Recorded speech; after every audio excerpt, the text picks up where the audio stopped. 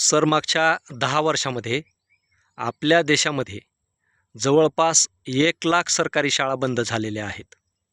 मग आता या सरकारला शिक्षण लोकांना द्यायचं नाही का? किंवा लोकांना आता शिक्षणाची गरज उरली नाही, नेमकं समजायचं काय? अतिशय शॉकिंग अशी न्यूज आहे.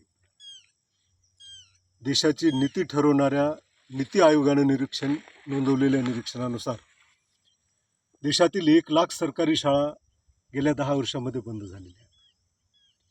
खरं म्हणजे शिक्षण हे अतिशय महत्त्वाचं क्षेत्र आहे.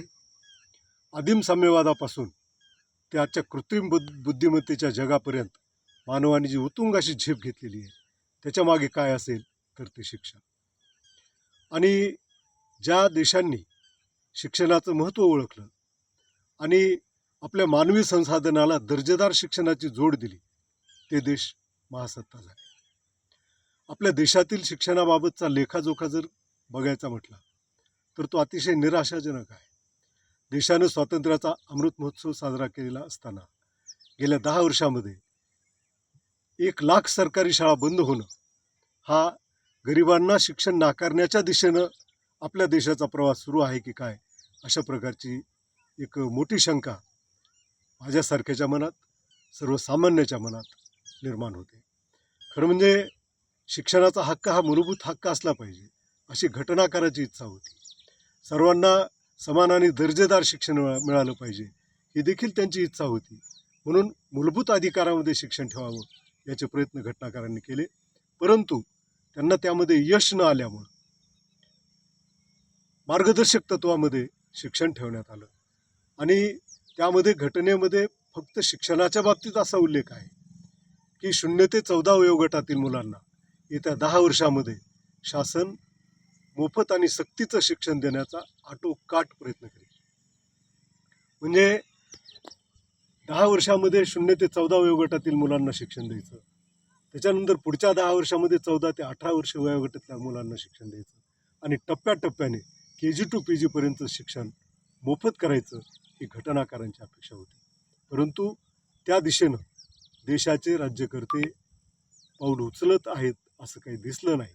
त्याचं कारण मोफत आणि सक्तीच्या शिक्षणाचा कायदा यायला 21सावं शतक उजाडावं लागलं. 2009 साली मोफत आणि सक्तीच्या शिक्षणाचा कायदा झाला, परंतु तोही अपुरा आहे. सर्वांना समान आणि दर्जेदार शिक्षण नाही.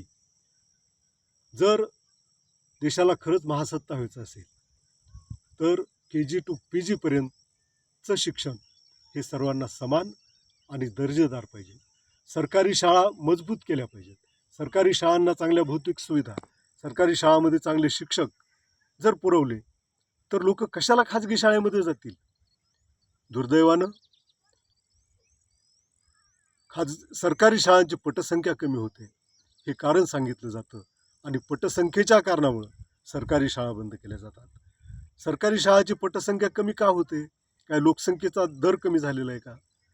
तर लोकसंख्येचा दर वाढलेला आहे, परंतु खाजगी शाळांची संख्या त्या प्रमाणामध्ये मोठ्या प्रमाणामध्ये वाढते.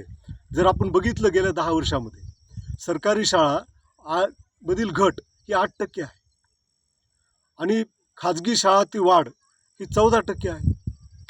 म्हणजे सरकारच खाजगीकरणाचं धोरण हे अतिशय नेटानं राबवतंय आणि सर्वसामान्यांना शिक्षणाची दारं बंद करणं आणि शिक्षणावर मुठभर श्रीमंताची मक्तेदारी निर्माण करणं या दिशेनं सरकारची वाटचाल सुरू आहे. कारण खाजगी शाळेमध्ये दर्जेदार शिक्षण आहे अशी बोंब ठोकली जाते.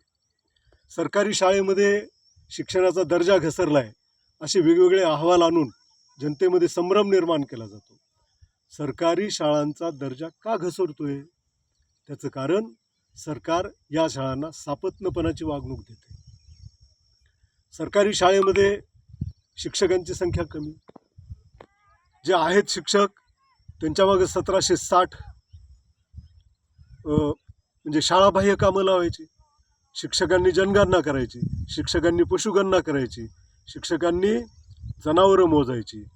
कुठलाही सर्वे आला शिक्षकानं करायचा. जिथं म्हणजे जेवढे वर्ग आहेत तेवढे पण शिक्षक नाहीत.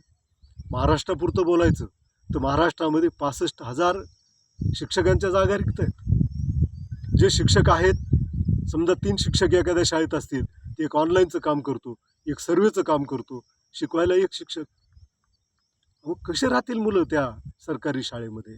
आणि म्हणून सरकारी शाळांबद्दल सरकारची अनास्था हे सरकारी शाळेकडे पालकांचा ओढा जो कमी होतोय त्याचं कारण आहे.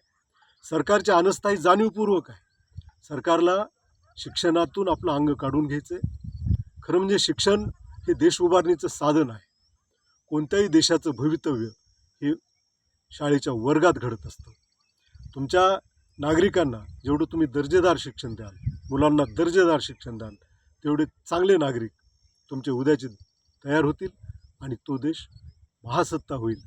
दुर्दैवानं आपल्या देशामध्ये मुठभर लोकांना दर्जेदार शिक्षण खाजगीकरणाच्या माध्यमातून आणि सर्वसामान्यांना कुचकामी शिक्षण सरकारी शाळांच्या माध्यमातून अशी भेदभावपूर्ण घटनेच्या समानतेच्या तत्त्वाच्या विरोधात ही सरकारची भूमिका आहे.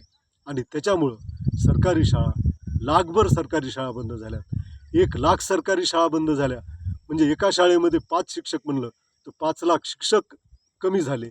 आणि एका शाळेमध्ये 100 विद्यार्थी जरी म्हटलं तर किती मुलं कमी झाली.